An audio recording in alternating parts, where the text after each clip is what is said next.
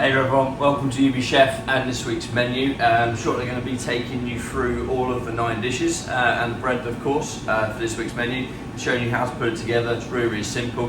Just going to point out next week, just looking at the menu as well, what's coming up. We've got until the end of this week to order this. The usual deadline's Friday, we often let it go over till sort of Sunday night, but then Monday morning, first thing, that's cut off because then we place the orders for that week. Next week we've got cuttlefish breadsticks coming up with tara maslata. They used to be a firm favourite in the restaurant. We've got a lovely fruit de mer as well, so we've got a selection of seafood, so lovely shellfish on there, but that's coming to you, it's a minimum of 2 people, but it's to share. We've got our classic barbecue rump of lamb with the Comté shoulder pressing all layered up like a hot pot. And then also a little take on pina colada, but done with some Arctic roll for dessert. So really interesting menu next week. And remember, if you haven't ordered this from this UBChef service before, it's basically arriving to you ready to just heat up and serve. But it's not just a takeaway menu.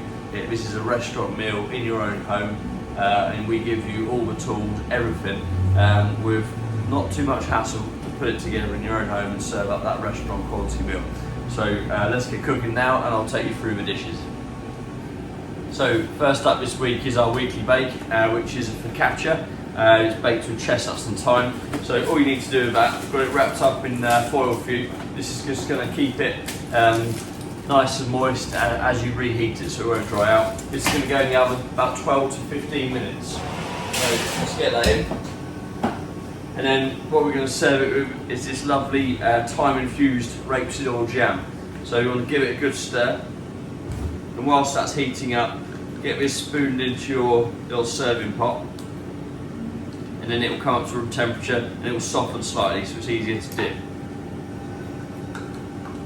So that's my rapeseed oil jam, and then I'll be back in about 12-15 minutes and I'll get the bread plated up and I'll show you what it looks like.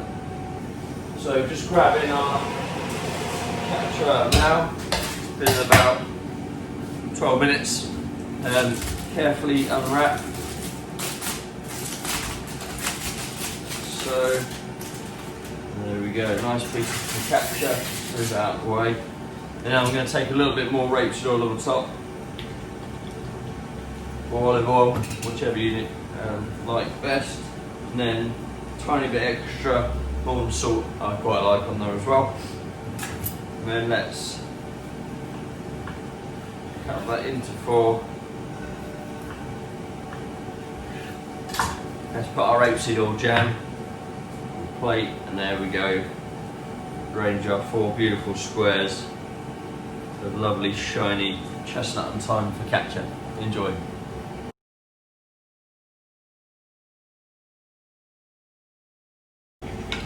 So this is a baked scallops in a shell for one of the starters this week.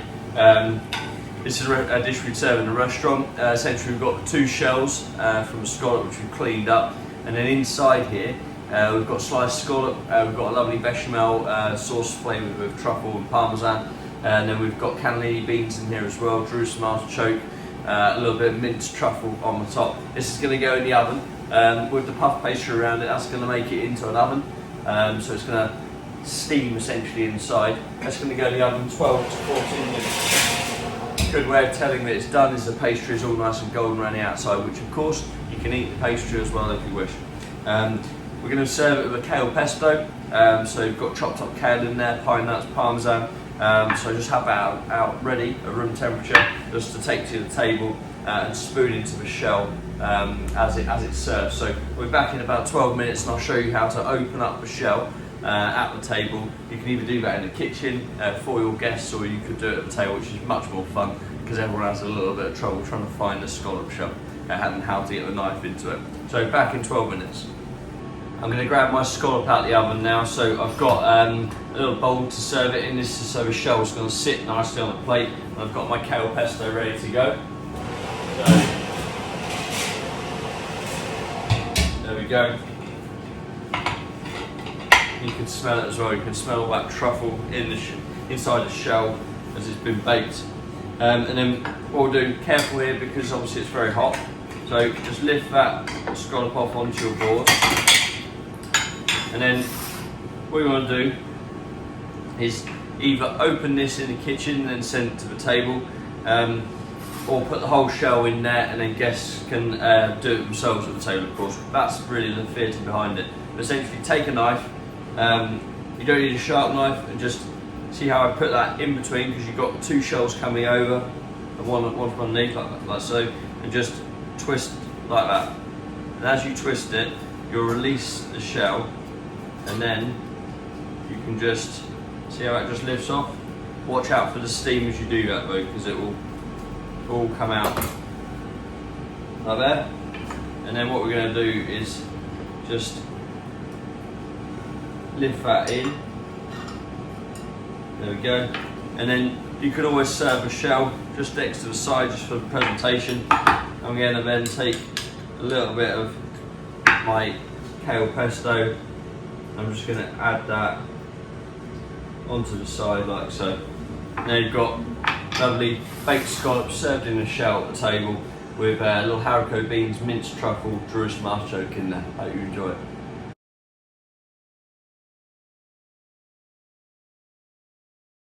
Aged beef carpaccio now for you for this next starter. So what we sent you with, first of all, is a carpaccio of beef. So this has been seared on the outside and then sliced very, very thinly onto this board with a little bit of silicone greaseproof paper on there, just to get it off easily. And then I've got some fresh watercress, lovely and peppery watercress dressing, which we made from stalks of the watercress made in oil. And then we've got some sourdough croutons and horseradish creme fraiche, so all flavours that go stunningly well together. So first of all, to serve it, have your plate ready, and then just either cut down the side of the plastic and then just inch out the carpaccio, okay? And then what you want to do, where I'm giving it to you on this piece of paper, is put your hand underneath, so you've got literally the carpaccio sitting on your hand with that paper in between. Then take your plate and put the plate on top, and then turn over. Easy as that. Okay. So what we'll do then is try and not let the paper sort of touch the plate too much, because then it will just make the edges of the plate dirty. And then just carefully peel off that paper. Okay. So what we have then is the carpaccio. The carpaccio was seasoned on the outside before we seared it, but you'll still need a little bit more. So what I like to do at this stage is just add a little bit of rapeseed or olive oil, again to your preference, on the top. And then I'm going to season the beef just with some molten salt, being quite generous with that. But again, completely up to you, you're the chef here. So that's our beef all seasoned up. The colour is just fantastic, the marbling in the beef, lovely. Then I'm not adding any pepper, I would normally, but I've got the watercress going on top of here, so don't really need anything extra. So I'm going to take some of that watercress just in my bowl, and then just prior to plating it, I'm going to add a little bit of the watercress dressing, tiny bit of seasoning, and just give it a little dress, okay? This is where the salad leaves, before you plate them, they've all got that lovely little sheen and that lovely flavour from the vinaigrette. So we'll just keep them to one side. And then, depending on how many beef you've got in your bag, in your box, you'll either have a piping bag or a pouch of horseradish creme fraiche. So just give it a little shake, and then I'm gonna slice off one end like so. And then all we're gonna do is pipe it over our carpaccio. So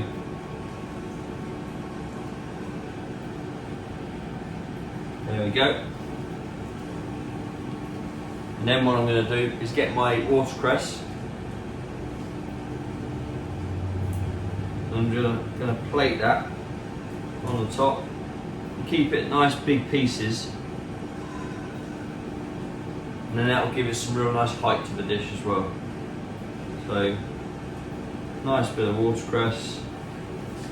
Then we can get a little fresh spoon, get some more of my croutons in, sourdough croutons, and just place those all the way across, like so. And there you go. Lovely Carpaccio beef, sourdough croutons, a little horseradish creme fraiche, and of course our watercress, fresh watercress on the top.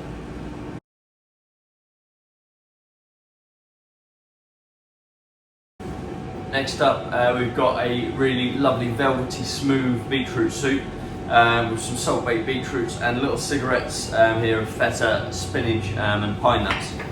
So what we're going to do with this is get the cigarettes in. It'll take about 6 minutes just to crispen up in the oven. They'll go in, and then our soup, get it on the stove, bring it to a simmer, but don't boil it. If you boil it, you'll tend to find that lovely vibrant purpley colour will be lost. So let's get that on the heat. And then with your salt baked beetroot, what I'm going to do is just leave it at room temperature. I'm going to add a little bit of rape sauce to the top and a touch of seasoning. If you want, you can pass it through the oven, but I quite like the combination of that real hot soup around the outside, and then the beetroot's at room temperature, so you've got different temperatures, textures in there as well. So once our once our cigarettes are ready, soup's hot, I'll show you how to plate this one up. So I've warmed up my plate, ready to serve the soup up in. Putting that off. Remember, that's just been brought up just to the simmer, not boiling. Now let's grab our cigarettes out. There we go. So, just to plate this nice and simple, spend a bit of time arranging those beetroots. So, I'm just going to alternate the colours because you've got candy and golden in here. And what I'm going to do is make a like checkerboard style pattern just in the centre. So that's all my beetroots put in there, and as I said, they're just at room temperature. There we go. And then take your soup, give it a good whisk just to make sure you re-emulsify it if needed, and then pour that around. See, that's lovely, smooth and thick. No cream or anything like that in there, it's just blitzed very, very high speed with a little bit of olive oil in there to emulsify it. So, I'm going to pour that all around. Give it a little tap just to make that all sit nice and even. And then I'm going to take my cigarettes, like so, and I'm going to sit those just on top. There you go, beautiful. Real vibrant colours. Finish it off with some little golden floating little piles of rapeseed oil in there. There you have it. Heritage beetroot soup, salt baked beetroots and cigarettes of spinach, pine nuts and feta.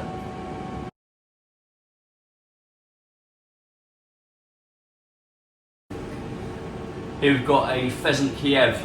So what I've done, we've boned out the pheasant, and you've got the two breasts of the pheasant sort of sandwiched in a lovely garlic butter in the centre, and then we've just done it in panko breadcrumbs for you, so nice crispy breadcrumbs.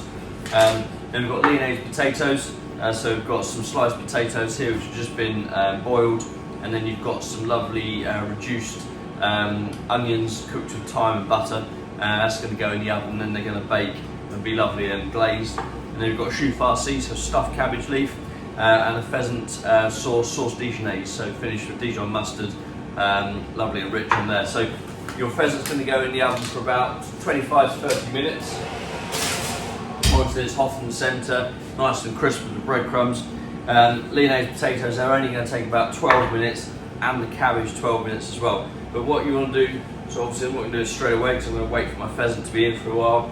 I've got a pan of water on just over here, and I'm going to gently just lower that cabbage parcel in the film into the water, and then just simmer it very, very gently for 12 minutes, and then we'll take it out and I'll show you plating up after. So I'm going to give it 10 or so minutes for the Kiev in the oven, then get my Lyonnaise and cabbage in the oven, and obviously my sauce will heat up later on. So it's time to now get our pheasant out of the oven and our cabbage ball. So what we'll do is we'll take that out. That's all ready to go now, nice and hot. Got the plate heating up. Very important that the plate is warm before you serve it. And then let's bring our sauce Dijonaise over, pheasant Dijonaise sauce, lovely. And then there's our cabbage. So what we need to do, grab our potatoes out. Got some potatoes lyonnaise. Take a pair of scissors, ideally, or a knife, but scissors that just cut the cling film off. Get rid of that top. And then peel back the cling film around your choux farci, and then just turn it over onto the tray. It's a good idea just to let that drain a little before you plate it. I'm going to put a tiny bit of seasoning on the top. There we go. I'll let that drain slightly. Then I'm going to take some of my potatoes, give them a little stir just to make sure that onion is nicely distributed. And I'm going to create a little bed of lyonnaise potatoes to sit my Kiev on, like so. So you see where we've coloured these off for you. These are all seasoned, they're all good to go. That's enough of those. A little bit more of that onion on there, make sure you get that nice and even throughout. A tiny bit of salt on the Kiev. And then just going to sit that on the top. I'd say serve it whole because then the butter's going to be nice and flowing out of it once you cut into it. Then take our cabbage. There we go. A little tidy down. And lastly, our sauce Dijonaise. So a little stir. I'm just going to put some nice pools of that. There we go. Take more sauce to the table because this obviously with breadcrumb, people might want more sauce, but there you go. Pheasant Kiev, choux farci, lyonnaise potatoes, and a lovely sauce Dijonaise made from the pheasant bones.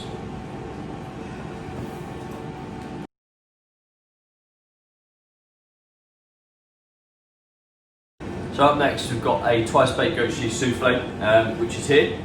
So you see we've cut it out for you, we've piped goat cheese on top, and there's some grated parmesan. That's going to go in the oven for about 10 to 12 minutes. So let's get that in. Make sure it's got plenty of space, of course, where it can rise. And then we're serving that really interesting garnish this week with this. We've got some little onion barges. So they've got cauliflower, onion, coriander, lovely curry spices going through there. They're going to take about 5-6 minutes in the oven, no time at all. Also some romesco cauliflower, that's the cauliflower where you can see each sort of floret has this spirally kind of look to it, lovely. That's going to go also in the oven about 5 minutes. So once the souffle is halfway through, we'll put those in. If it's the same oven, open the door, get the garnishing quick. And then serving it with cauliflower cheese puree. So essentially this is a cauliflower cheese that we made, blended up, so it's lovely, silky smooth. And also we've got our little cauliflower cheese, cauliflower florets here, which have been pickled, white and purple there. And then you've also got cream, which is in your box. Make sure you put a little bit of cream on the souffle just before it goes in the oven.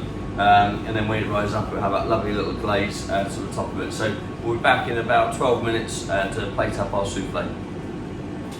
All ready to plate my souffle now. So this is all about preparation prior to that souffle coming out, because you don't want it to go flat before it gets to the table. So I've got my heated plate, and I'm going to take a little of my cauliflower cheese puree, give it a good stir. That's all hot now, and then a nice spoon of a puree. I'm going to take a little palette knife, and I'm just going to spread, touch out at one end. And then what we'll do is put a few little pieces of a pickled cauliflower around. Remember to leave space for the souffle in the centre. So lovely purple cauliflower going on there. So play with the colours a little bit, just so that looks really pretty. There we go. Got one more on there. And then what I'm going to do is get my Romanesco cauliflower and my bargie out the oven. So So nice and quick there.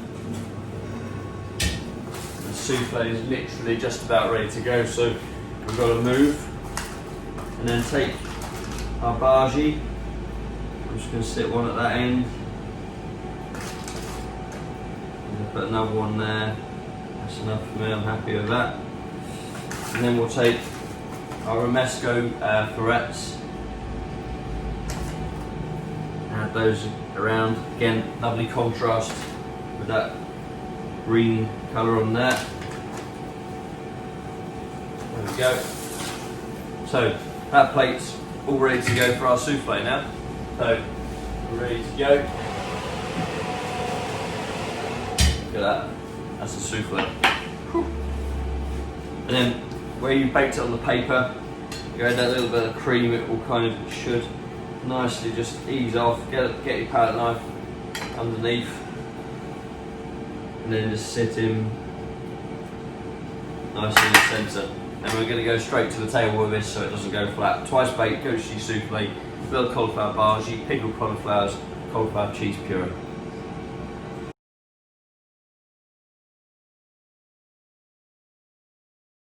So here we've got a fillet of brill.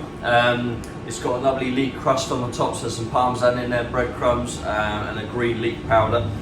So this is going to go under the grill, firstly for about 4 minutes, so it's golden brown, or depending on your grill, how quick it is. If you don't have a grill, it'll take about 8 minutes in the oven, just baked. But like this, you give it a bit of colour first, and then it's going to go in the oven for 4 minutes. We've got a little selection of Isle of Wight mushrooms here, oyster mushrooms, a little chanterelle in there as well. These are going to go in the oven for about 6 minutes, so we'll just save those just by there until the fish goes in. And then of course I've got my set linguine, so we've made this lovely set pasta here, and it's in the pot. It's got some nutmeg in there, which is beautiful with fresh pasta, a little bit of butter as well. So what you want to do with this, put it all into your pan, and then to that, before you heat it up, add a couple of tablespoons of just cold water. That's per portion. Okay? So a little bit of water in there, and then all we're going to do with that, when the time comes, we're going to put it onto the stove, and we're just going to toss it over as it heats up, because the pasta is already cooked. And then that butter and the water will form an emulsify together, and it will coat the pasta and all that set, and the nutmeg will flavour the pasta really nicely. Then we've got a little bit of dried leek to go with, and some white wine sauce made with the bones from the brill. So what I'm going to do, get my sauce over here warming up. Let's come back to our grill.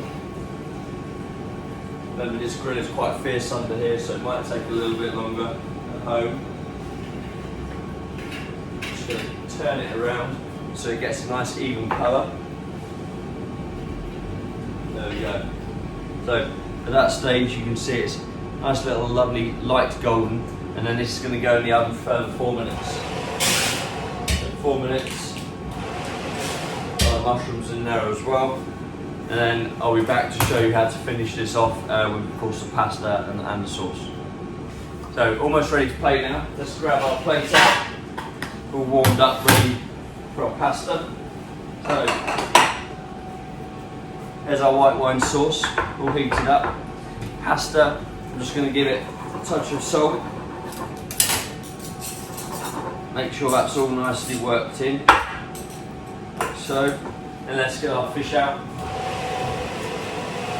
Mushrooms and fish.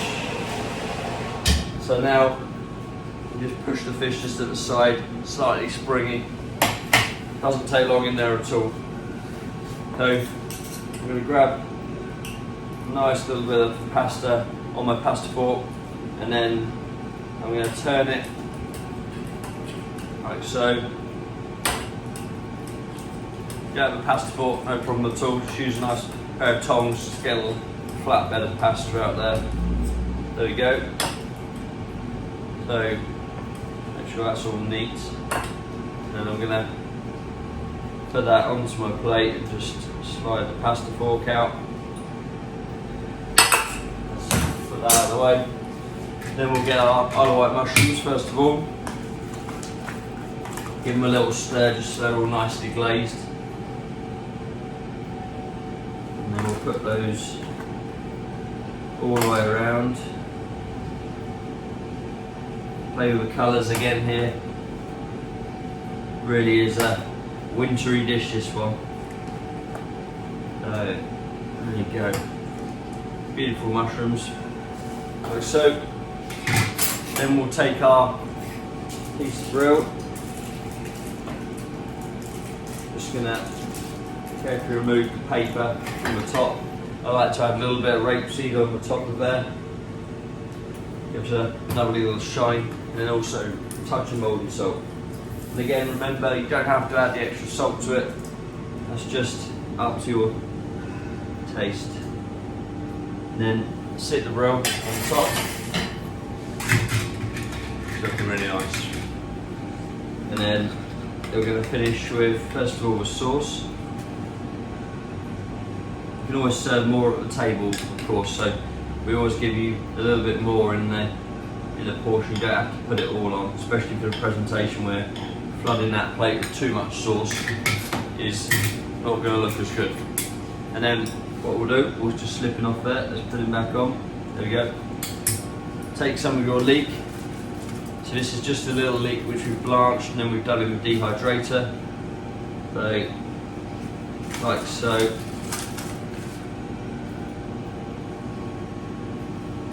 Just adds a lovely little finish to it. And of course a bit of height. There we go. Get that balanced carefully on there. There we go, lovely. So, fillet of brill, leek crust on the top, sitting on a set pasta, some other white exotic mushrooms and a white wine sauce. Hope you enjoy it.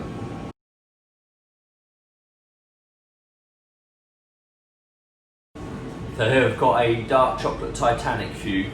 So this is it's like a chocolate fondant, no flour in there whatsoever.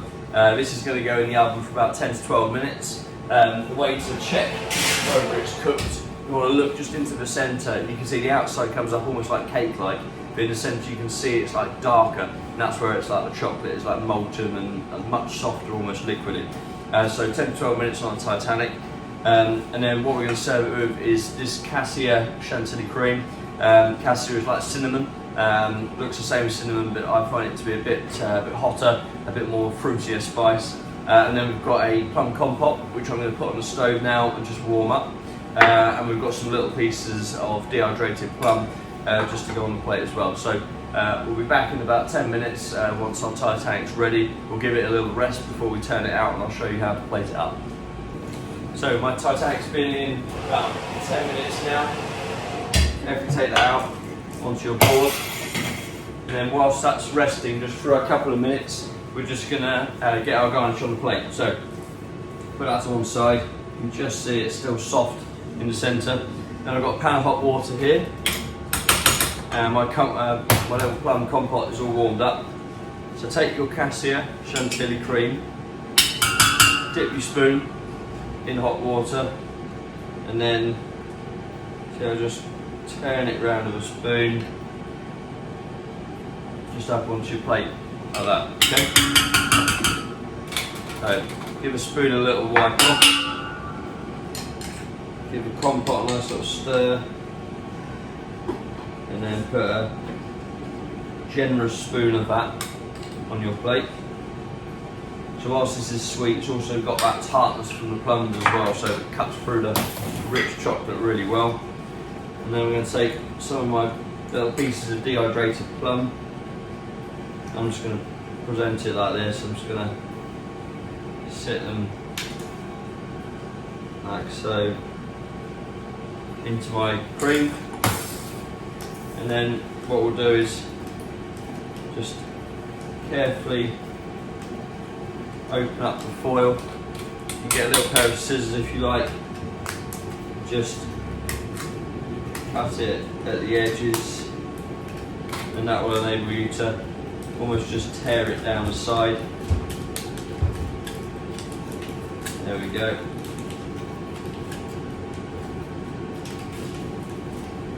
And then get a spatula, just very, very carefully. Here you go. Just turn that around like so. Then you've got dark chocolate Titanic, a lovely little cassia chantilly cream, crispy dehydrated plum, and plum compote. Hope you enjoy.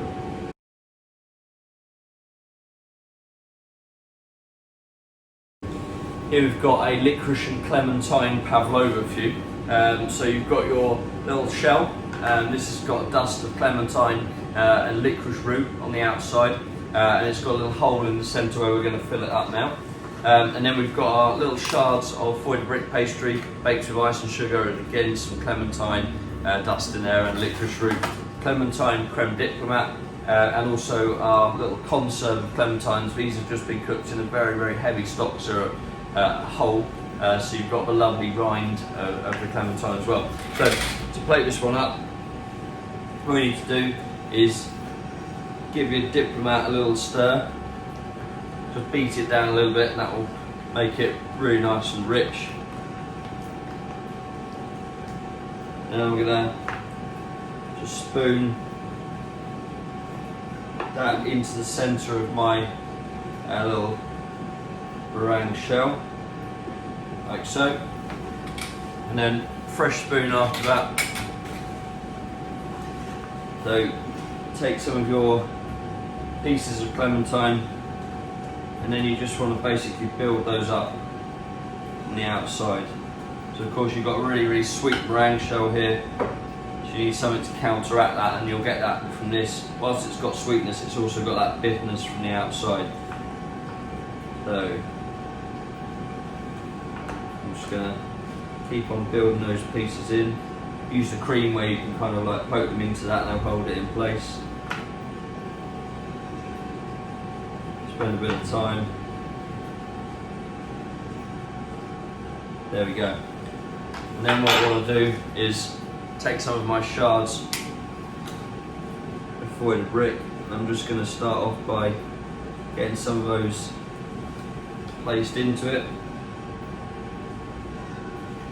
This is where you can really make it right showstopper. Keep sort of breaking little pieces. A few more on there. Again, this has a nice little crunch.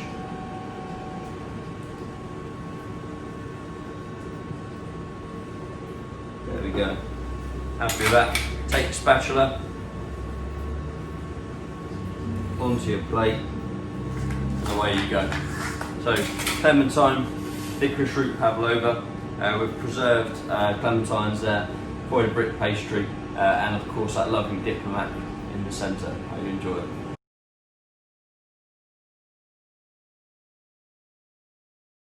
So on to our cheese course now. Slightly different one this week in terms of it's normally our UBChef cheese tasting plate. Here we've got this aged Comté cheese toastie. Lovely bechamel, grated Comté in there, and then that's sandwiched with the sourdough bread on the outside, which has been char grilled, so you've got this lovely bar marking on there. That's going to go in the oven for about 10 minutes. And then what we're going to serve that with, we've got a house chutney, which is just going to go on the side. And then just in preparation for that coming out, I'm going to put my salad in the bowl so it's all ready to go. So here I've got rocket, so let's get that in the bowl. And then also we've got our little pieces of compressed apple, so just separate those, they can all go in. And then make sure you've got ready your little apple dressing here, it's got cider vinegar in there. And then when our cheese toastie comes out, we're going to dress this up with our vinaigrette, and then we'll be ready to plate. So toastie's all ready to come out now. So what we're going to do, as I said, take some of your dressing, get some of the apple pieces in there as well, tiny bit of seasoning just on the top, and just give it a nice little light mix so all the rocket is of course coated with that dressing. So that's already there. And then what we'll do is take some of our chutney, spoon that into a little serving dish. So that can just sit on the end. Then let's get our toastie out the oven. It's on a little bit of silicone paper, so just ease it out of there, like so. And then carefully slide that off the paper, and you can serve it whole, just like that if you prefer. What I like to do is just gently, serrated knife, like that, just to get through, and then we'll finish cutting that. And we'll turn that just on its side, and you can seal that lovely bechamel in the centre. And then we'll give our salad a final little stir, little palette knife.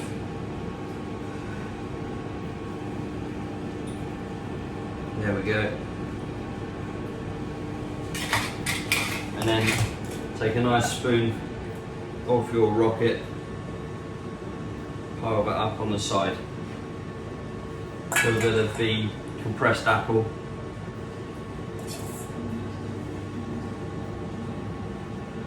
There we go, and let's get a tiny bit more rocket on the top of there. There you've got a bit of a different cheese course, but a really nice Comté cheese toastie, house chutney, and a apple salad.